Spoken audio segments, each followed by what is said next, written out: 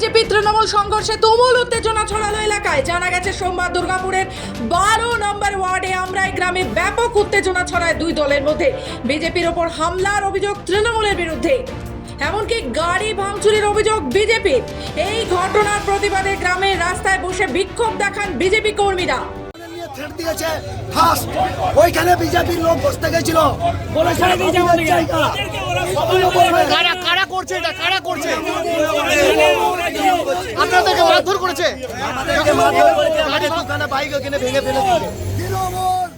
এই ঘটনায় তৃণমূলের তরফে জানানো হয়, যদি কোনো তৃণমূল কর্মী এই ঘটনার সঙ্গে জড়িত থাকার প্রমাণ সামনে আসে তাহলে তার বিরুদ্ধে আইনি ব্যবস্থা নেওয়া হবে।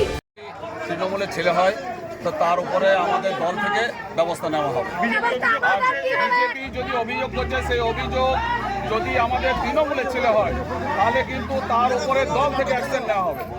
পরিষ্কার আইন আইনের পথেই চলবে। বলছে আপনি এলেন, আপনাকেও তো ঘিরে ধরে বিক্ষোভ দেখানো। দেখাবে, আমার গ্রামের ছেলে না, আমিও তৃণমূল করি, সেই জন্য তো আমাকে দেখাবে। শেষমেশ স্থানীয় পুলিশের সাথে কেন্দ্রীয় বাহিনী ঢুকলে পুলিশকে ঘিরে ব্যাপক বিক্ষোভ দেখান গ্রামবাসীরা। উত্তেজনায় টানটান দুর্গাপুর।